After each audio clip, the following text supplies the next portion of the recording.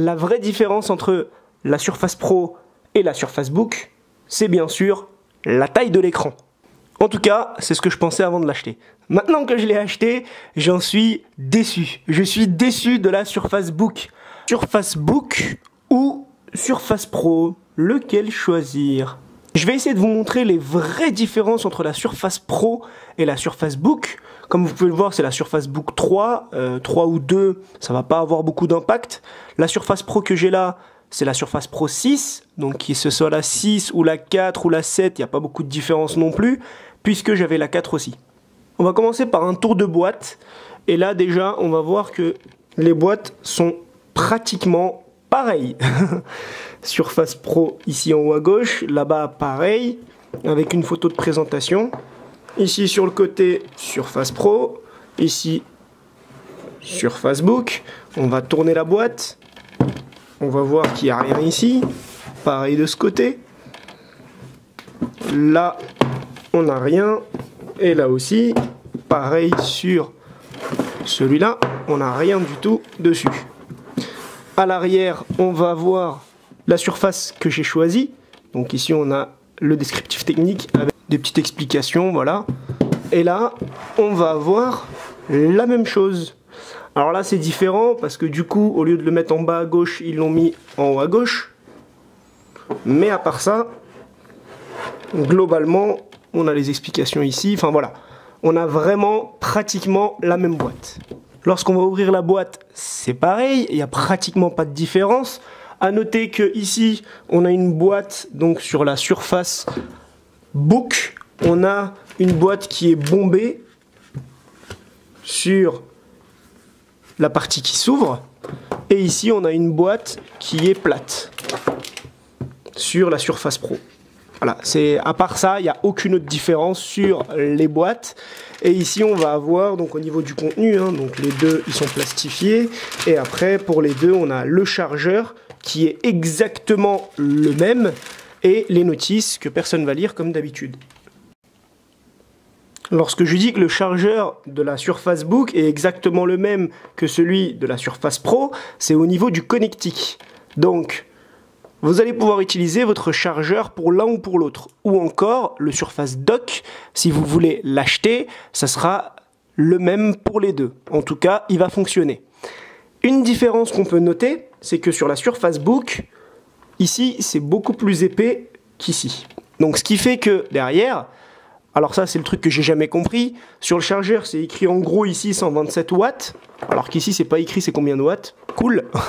Ce qui veut dire que le chargeur de la Surface Book va charger plus vite que le chargeur de la Surface Pro. Et ce qui est logique, puisque le chargeur de la Surface Book doit recharger 2 batteries, alors que la Surface Pro doit recharger qu'une batterie. Le chargeur de la Surface Pro, vous pouvez l'utiliser sur la Surface Book, il n'y a pas d'impact là-dessus parce qu'il y aura moins d'énergie, vous allez juste mettre un peu plus de temps à charger.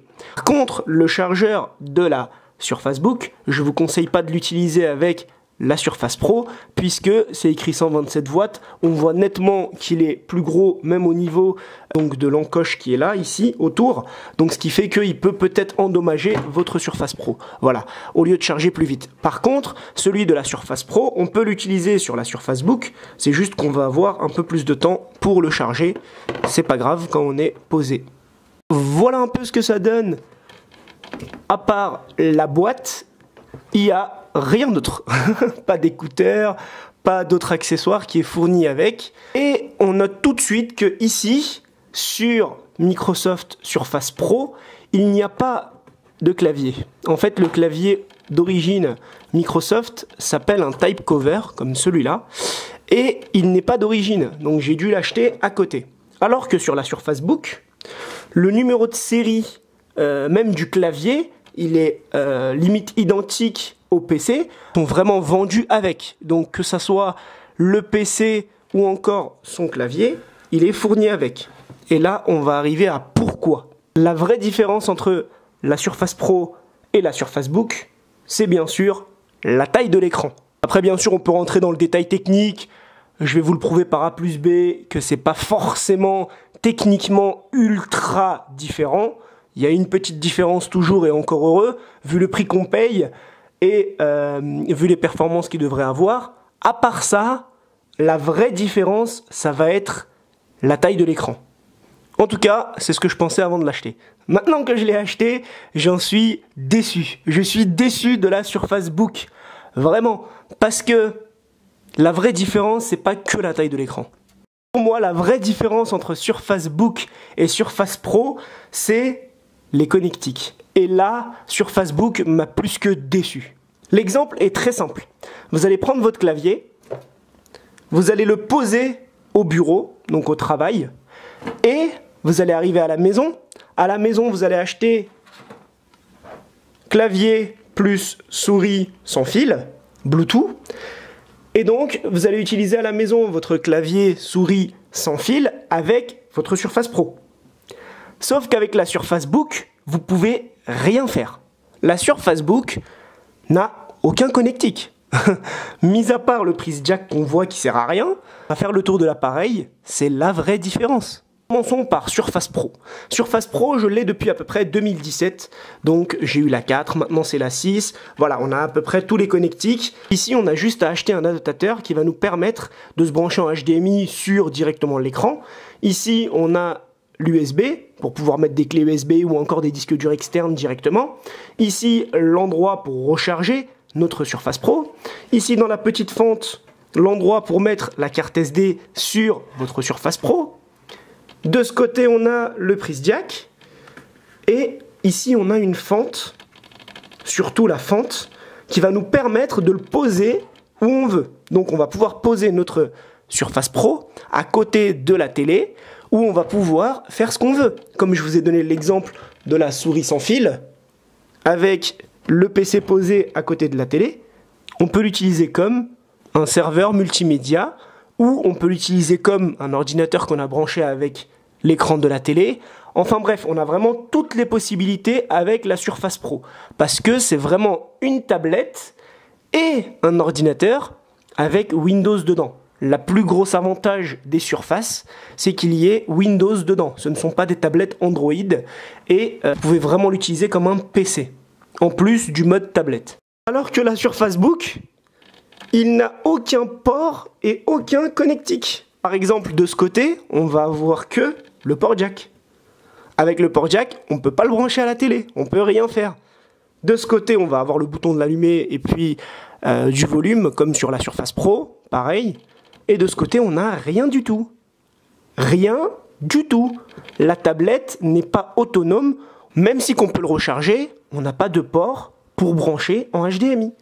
On ne peut rien faire. Vraiment.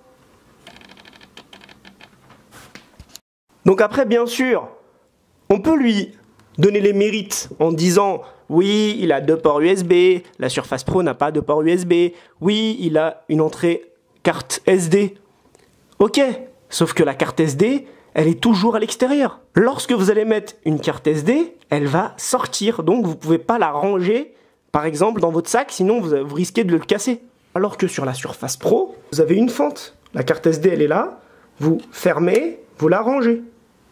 Sur la Surface Book, vous n'avez même pas la possibilité de le poser quelque part. Vous n'avez pas de fente ici, derrière. Vous n'avez même pas de fente pour pouvoir la poser à côté de votre télé. Mais même si vous avez envie, vous ne pouvez pas, puisqu'il n'y a pas de HDMI. En fait, on ne peut rien faire, à part l'utiliser comme un PC détachable. Alors oui, on peut continuer sur les mérites de la Surface Book, qui a vraiment un vrai clavier, et ça m'avait manqué depuis 2017. Sauf que la Surface Book, encore un inconvénient, on ne va même pas pouvoir faire ce que 80% des PC aujourd'hui portables peuvent faire. Les PC portables d'aujourd'hui sont vendus souvent avec cette publicité, voir la photo. Vous venez de voir sur cette photo que la plupart des PC aujourd'hui, qu'ils ont un écran tactile, qui peuvent prendre l'écran pour la plier et puis de la mettre face au clavier. Ici, vous ne pouvez pas. Là, je suis au maximum de l'ouverture. Si j'ouvre plus, ça va se casser. Voilà, c'est tout ce que je peux faire. Alors oui, sur la Surface Pro, ce n'est pas rigide. Donc c'est vrai que le clavier comme ça, depuis 2017, bon, ça a commencé à me saouler parce qu'en vrai, c'est pas un vrai clavier. C'est plutôt un clavier, on va dire, accessoire. Là, le clavier, vous en faites ce que vous voulez. Au niveau performance technique, on teste, je vais vous mettre 2-3 tableaux que vous pouvez aller regarder. Vous allez voir que la Surface Pro 7 qui est sortie en même temps que la Surface Book 3, donc 2020, ils ont à peu près les mêmes performances. Maintenant, si on peut appeler ça l'avantage qui est indiscutable entre Surface Pro et Surface Book, ça va être la taille de l'écran. La taille de l'écran, si vous prenez le 15 pouces, moi j'ai pris le 15 pouces. Si vous prenez le 13 pouces, ça ne sert à rien de prendre une Surface Book. Vraiment, vraiment pas. Je viens de vous montrer les connectiques, etc. Franchement, si ce n'est pas pour prendre le 15 pouces, ne prenez pas la Surface Book. Vous aurez beaucoup moins de possibilités avec votre Surface Book que la Surface Pro. Si un ingénieur de Windows ou encore quelqu'un qui travaille chez Microsoft voit cette vidéo, expliquez-moi messieurs, expliquez-moi mesdames, pourquoi il n'y a aucun port sur la Surface Book alors qu'on la paye pratiquement 2 fois plus cher. Pourquoi la Surface Book, elle est limitée en fait? Même le fait de ne pas pouvoir faire ce qu'on peut faire avec la plupart des PC, le fait de pouvoir le mettre sur une autre télé, le fait de ne pas pouvoir le connecter sur une télé sans avoir le clavier, enfin, les ports, ils sont pas là. Pourquoi?